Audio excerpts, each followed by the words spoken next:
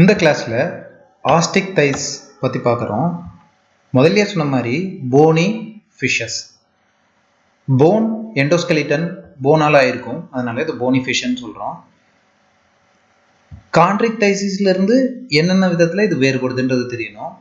அங்கே குருத்தெலும்பு இருக்கும், இங்கே எலும்பு இருக்கும். அங்கே ஓப்பர்குலம் இருக்காது, இங்கே ஓப்பர்குலம் இருக்கும். கில்ஸ் ஆர் கவர்ட் பை ஓப்பர்குலம், இது ரொம்ப முக்கியம். அங்கே மவுத் வந்து வென்ட்ரலாக இருந்தது, இங்கே டெர்மினலாக இருக்குது. டெர்மினல் அப்படின்னா மோஸ்ட்லி டெர்மினல் அப்படின்னு சொல்லியிருக்காங்க. நல்லா பார்த்தீங்க அப்படின்னா டெர்மினல்னா இதுதான் டெர்மினல்.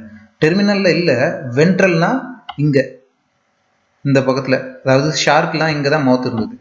இங்கே பார்த்தீங்க அப்படின்னா வென்ட்ரலாக இல்லை, வென்ட்ரலாக தான் இருக்குது, ஆனால் ரொம்ப வென்ட்ரலாக இல்லை, டெர்மினலுக்கு பக்கத்தில் வந்துருச்சு, ரொம்ப பக்கத்தில் வந்துருச்சு அப்படின்னு சொல்லிட்டு சொல்கிறாங்க. Mostly terminal.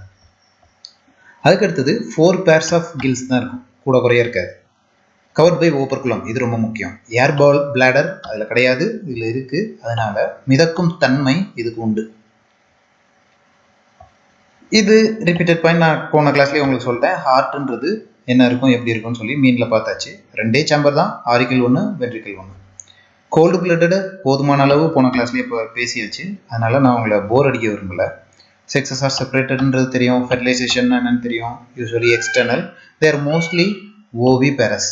ஓவி பேரஸ்னாலும் நம்ம முன்னாடி நிறைய டிஸ்கஸ் பண்ணியிருக்கோம். ஓவம் வெளியில் வரக்கூடியது, அதாவது முட்டை இடக்கூடிய அனிமல். விவி பேரஸ்னா குட்டி போடக்கூடிய animal. And development is direct, அதையும் நம்ம முன்னாடியே நிறைய தடவை பேசிட்டோம்.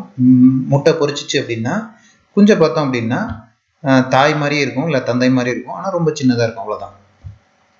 ஓகே, இதில் நம்ம கவனிக்க வேண்டிய இன்னொரு பாயிண்ட் என்னென்னா, இதில் அந்த பெல்விக் ஸ்பின் வந்து எதுவும் டிவைட் ஆகலை, அதனால் கிளாஸ்பஸ் எதுவும் கிடையாது. கிளாஸ்பஸ்ன்றது ஒன்லி ப்ரெசன்ட் இன், நீங்கள் இப்போ ஒரு கேள்வி கேட்டோன்னா பதில் சொல்கிறீங்களான்னு பார்ப்போமா. Claspers are only present in chondrichthyes, osteichthyes, males of the chondrichthyes, all the கான்ட்ரிக் தைஸ்.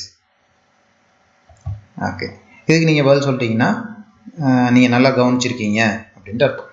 சரி, நம்ம எக்ஸாம்பிள்ஸ் பார்த்தோம்னா most of the marine fish, அது நம்மளுக்கு தெரியும். இதில் இன்னொன்று முக்கியமான விஷயம் என்னென்னா, ஃப்ரெஷ் வாட்டர் ஃபிஷ்ஷஸும் பல ஃபிஷ்ஷஸும் இதுக்குள்ளே வந்துடுது. நீங்கள் நம்ம ஸ்கேல்ஸ் ரொம்ப முக்கியமான பேசணும் போன கிளாஸ்லேயே. அதில் இருக்கிறது பிளக்காய்ட் ஸ்கேல், இதில் இருக்கிறது வந்து cycloid and ctenoid scale. C silent இதில், டீனாய்ட் ஸ்கேல். ஓகே, திருப்பி உங்களுக்கு சொல்கிறேன், இந்த ஸ்கேல்ஸோட மார்ஃபாலஜிலாம் நான் முன்னாடி இருக்கும்போது கொடுத்துருந்தாங்க, ரொம்ப டீட்டெயில்டாக கொடுத்துருந்தாங்க பழைய புக்கில். இப்போ அந்த எல்லாம் சிலபஸ்லேருந்து நீக்கிட்டாங்க. அதுலேருந்து நிறைய கொஸ்டின்ஸ் வந்துட்டு இருக்கிறதுனால இப்போ இந்த எக்ஸாம்ஸில் உங்களுக்கு டீனாய்ட் ஸ்கேல்ஸ் எதில் இருக்கும் அப்படின்னு சொல்லி ஒரு கேள்வி கேட்கலாம். ஆஸ்டிக் தைசிஸ், கான்ட்ரிக் தைசிஸ் அண்ட் ஜாலஸ் ஃபிஷ் அப்படின்னு சொல்லி ஒரு 4 இது கேட் ஃபிஷ் அப்படின்னு சொல்லி உங்களுக்கு கொடுக்கலாம். இதில் நீங்கள் என்னன்னு சொல்லிட்டு போடுறதுக்கு கொஞ்சம் தெளிவாக படிச்சிருக்கணும். Cycloid and ctenoid scale are present in Asticides and placoid scale is present in chondric thighs. இதுக்கு முன்னாடி நம்ம பார்த்தோம் இல்லையா ஜாலஸ் ஃபிஷ், அதில் ஸ்கேல்ஸ் கிடையாது. ஓகே, ஸோ எக்ஸாம்பிள்ஸ் பார்த்தீங்கன்னா மரைனில் உள்ள எக்ஸாம்பிள்ஸ் தனியாக கொடுத்துருக்காங்க, ஃப்ரெஷ் வாட்டரில் உள்ளது தனியாக கொடுத்துருக்காங்க. அதனால் நீங்கள் கவனமாக பார்க்கணும். Exocoetus flying fish and hippocampus sea horse, கடல் குதிரைன்னு சொல்லுவோம் இல்லையா, இங்கே கொடுத்துருக்காங்க உங்களுக்கு.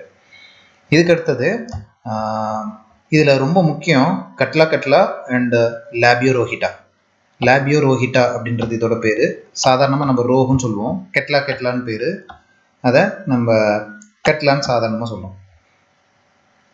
அண்ட் அதர் ஃபிஷ்ஷஸ் வந்து நீங்கள் படிச்சுக்கிங்க. அக்வாரியம் ஃபிஷ்ஷஸும் நீங்கள் படிச்சுக்கிங்க. Sometimes among the following which one is aquarium fish அப்படின்னு சொல்லி கேட்டு இதில் உள்ள 4 எக்ஸாம்பிள்ஸுமே மாற்றி கொடுக்கலாம். ஓகே, ஸோ இதோட நம்மளுக்கு ஃபிஷ் செக்ஷன்ஸ் முடியுது. அடுத்த கிளாஸில் இருந்து நம்ம டெட்ராபோட்ஸை பற்றி பார்க்க போகிறோம். இந்த டெட்ராபோட்ஸில் நான் முதல்ல சொன்ன மாதிரி எல்லாத்துக்குமே 4 கால் தான் உண்டு. அதில் முதல்ல ரெப்டைல்ஸ் வரும். ரெப்டைல்ஸில் எல்லாத்துக்குமே 4 கால் இருக்கா இல்லையா அப்படின்றது நம்ம அடுத்த கிளாஸில் டீட்டெயிலாக டிஸ்கஸ் பண்ணோம். நன்றி.